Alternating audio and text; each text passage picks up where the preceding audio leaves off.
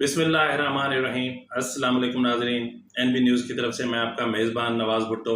अपने कैमरामैन फुरकान नवाज़ के साथ आपकी खिदमत में हाजिर हैं। नाज़रीन, क्या आपको पता है कि हुकूमत अनकरीब एक बहुत बड़े बहरान का शिकार होने वाली है? और क्या आईएमएफ पाकिस्तान को अपने प्रोग्राम में शामिल कर भी रहा है या नहीं? अगर कर रहा है तो किन शराइत पर, और अगर नहीं कर रहा तो क्यों? और नाज़रीन, हमने ये भी देखना है कि क्या पाकिस्तान इस आने वाले नए और भयानक बहरान का सामना किस तरह करेगा। और अहम चीज़ जो आपसे आज डिस्कस हम करेंगे वो है कि रिलीफ के मुंतज़िर अवाम को रिलीफ मिलेगा भी सही, या उन्हें हस्बे रिवायत इन्हीं वादों और इन्हीं आसरों और इन्हीं उम्मीदों के सहारे जीना पड़ेगा। हुकूमत ने कर्ज के लिए किस किस मुल्क से रुजू किया है, किस मुल्क ने इन्हें कर्ज की फराहमी की यकीन दहानी कराई है और किसने नहीं, और क्या बहरानों की सीरीज़ पाकिस्तान को बहरान से निकाल सकेगी। इन तमाम उमूर को लेकर हम आपकी खिदमत में हाजिर हैं, इस उम्मीद के साथ कि अगर आपको हमारा प्रोग्राम पसंद आए तो मेहरबानी करके इसको सब्सक्राइब करना, लाइक करना और शेयर करना मत भूलिएगा। नाजरीन, हम आपको बताते चलें कि मौजूदा हुकूमत एक और बहरान का शिकार होने जा रही है, और ये बहरान इंतहाई संगीन भी हो सकता है, जिस संगीनी को देखने के मुंतज़िर साबिक वज़ीर आज़म इमरान खान है, और उसके लिए वो पूरी कोशिशें भी कर रहे हैं। ये बहरान मुआशी भी है और इक़्तिसादी भी है। नाजरीन, ये मुआशी और इक़्तिसादी बहरान शिद्दत अख्तियार करेगा, क्योंकि अहम ज़राए का कहना है कि IMF शायद पाकिस्तान को अपने प्रोग्राम में शामिल ना करे। नाजरीन, IMF की तरफ से ऐसे इशारे मिलना शुरू हो गए हैं, हत्ता कि पाकिस्तान ने वो तमाम शराइत पूरी कर दी हैं जो IMF की तरफ से आयद की गई थीं। यहाँ तक कि अवाम पर मुसीबतों के पहाड़ तोड़ दिए, यहाँ तक कि अवाम पर महंगाई के पहाड़ टूट पड़े हैं, यहाँ तक कि लोगों के पास खाने के लिए कुछ नहीं है, यहाँ तक कि महंगाई की शरह आसमान को छू रही है, यहाँ तक कि स्टेट बैंक ने शरह सूद इंतहा से ज़्यादा बढ़ा दी है, और यहाँ तक कि गुर्बत की शरह में तेज़ी से इजाफा हो रहा है। लेकिन इसके बावजूद IMF बकौल हुकूमती वज़रा के कि उन्हें तिगनी का नाच नचा रहा है। नाजरीन, अगर ऐसी सिचुएशन बनती है तो पाकिस्तान एक बदतरीन बहरान में दाखिल हो जाएगा, यानी ऐसी बहरानी कैफियत जो अल्लाह न करे कि हमारे मुल्क को देखनी पड़े, जो इंतहाई ख़तरनाक होगी। और नाज़रीन, अगर ऐसी सिचुएशन ना बनती हुई होती तो हमारे मुल्क के जो वज़ीर दाखिला हैं राना सनाउल्लाह साहब, उन्होंने गुज़िश्ता रोज़ IMF को प्यार भरी एक हल्की सी धमकी देते हुए कहा कि अगर आप हमें अपने प्रोग्राम में शामिल नहीं करते तो आप ये सोच लें कि पाकिस्तान एक एटमी रियासत है, और अगर पाकिस्तान डिस्टेबलाइज हुआ तो उसके जो नताइज हैं वो न सिर्फ पाकिस्तान बल्कि कई ममालिक को भुगतने पड़ेंगे।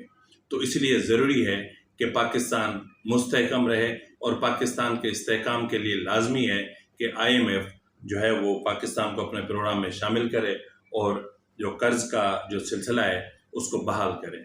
जैसा कि नाज़रीन, मुतअद्दिद तज्ज़िया निगार कह रहे हैं और मईशतदान कह रहे हैं कि $1 अरब से क्या होगा,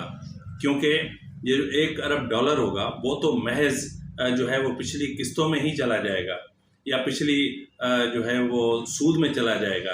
तो हुकूमत को इससे क्या बचने वाला है कि जिसके आसरे पर वो आवाम को रिलीफ के वादे कर रहे हैं, और हद से ज़्यादा एक तरफ घी और आटा और उसको सस्ता करने की बात करते हैं, तो दूसरी तरफ आवाम पे बिजली का बम गिरा देते हैं, पेट्रोल का बम गिरा देते हैं, तो दूसरी तरफ उनसे ज़िंदगी और सांसें छीनने की कोशिश की जा रही है।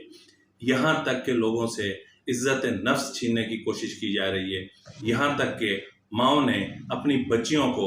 कचरे के ढेर पे फेंकना शुरू कर दिया है। यहाँ तक कि अब एक वाइट कलर इंसान के लिए जीना तक मुश्किल हो गया है। इतनी भारी कीमत चुकाने के बावजूद अगर IMF पाकिस्तान को अपने इस प्रोग्राम में शामिल नहीं करता तो फिर वाकई में बहुत तकलीफ दह सूरत हाल होगी। नाजरीन, अवाम रिलीफ के मुंतज़िर हैं। अवाम ये नहीं जानते कि वर्ल्ड बैंक से क्या मिलना है, अवाम ये नहीं जानते कि एशियाई तरक्याती बैंक से क्या मिलना है, अवाम ये नहीं जानते कि इंटरनेशनल मॉनेटरी फ़ंड यानी IMF से हमें क्या मिलना है। हम ये नहीं जानते, घर का चूल्हा जलाने वाली औरत ये नहीं जानती कि उसको आईएमएफ से क्या लेना देना है, या दिहाड़ी पे मजदूरी करने वाला एक अनपढ़ इंसान नहीं जानता कि आईएमएफ क्या बला है। और जो इस वक्त मुश्किल हालात में लोग ज़िंदगी गुजार रहे हैं, वो नहीं जानते कि आईएमएफ किस मुसीबत का नाम है, लेकिन इसके बावजूद वो सब बर्दाश्त कर रहे हैं। तो नाजरीन, बर्दाश्त की भी एक हद होती है, और जब हदें पार होती हैं तो फिर राना सनाउल्लाह जैसे जो है वो अफराद को ये कहना पड़ता है कि याद रखो हम एक एटमी मुल्क हैं, और अगर हम गैर मुस्तहकम हुए तो फिर सूरत हाल कहाँ तक बिगड़ सकती है।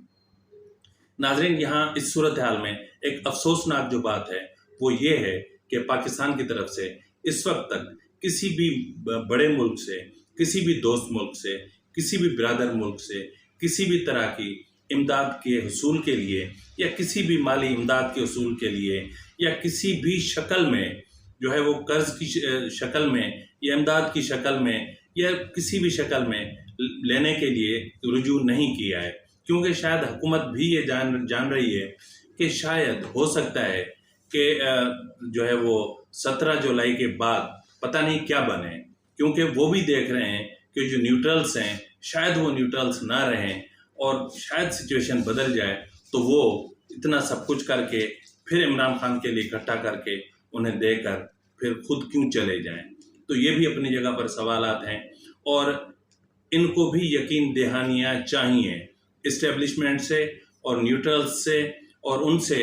जिनके हाथ में हमेशा इक़्तिदार की रस्सी या इक़्तिदार की कुर्सी रही है। और जिनके हाथ में इक़्तिदार की कुर्सी है उनको भी ये जान लेना चाहिए कि गैर मुस्तहकम पाकिस्तान किसी के हक में बेहतर नहीं है। वो चाहे दिहाड़ीदार मजदूर हो, या फिर वो चीफ ऑफ आर्मी स्टाफ हो, या फिर वो इस मुल्क का सदर मुमलकत हो, या वज़ीर आज़म हो, या कोई भी हो। नाजरीन, अफसोस की बात यह है कि किसी भी मुल्क से ना तो हमने रब्ता किया है। अगर पसे पर्दा कोई राब्ते चल रहे हों तो एक अलग बात है, अदरवाइज़ हमारे जो वज़ीर ख़ारजा हैं वो तो घूमने फिरने में पूरे हैं, और उनको ये खुशी है कि वो हिना रब्बानी खर साहिबा के साथ उनके वज़ीर मुमलकत हैं और ये उनके वज़ीर हैं, बस इनके लिए इतना ही काफ़ी है। और वो किसी मुल्क नहीं गए, कहीं पर भी जाके उसने अपने मुल्क की खातिर, अपने देश की खातिर, अपने मुल्क के इस्तेहकाम की खातिर, अपने मुल्क की मईशत की खातिर, अपने मुल्क की मुआशी इस्तेहकाम की खातिर कहीं उन्होंने प्रॉपरली मोहतरमा बेनज़ीर भुट्टो का बेटा बनकर वो राब्ते नहीं किए जो मोहतरमा किया करती थी। शायद वो आसिफ अली जरदारी का उसमें ज़्यादा अमल दखल है या ज़्यादा तरबियत है, तो इसलिए वो इन चीज़ों को ज़्यादा अहमियत नहीं दे रहे हैं। लेकिन यहाँ पे हम ये भी बताते चलें कि जो बहरानों की सीरीज़ है जो पीछे आ रही है, अगर रवां माह के आखिर तक पाकिस्तान को आईएमएफ के प्रोग्राम में दाखिल नहीं किया जाता और पाकिस्तान को कर्ज नहीं मिलता, तो फिर उसके बाद जो बहरानों की सीरीज़ आएगी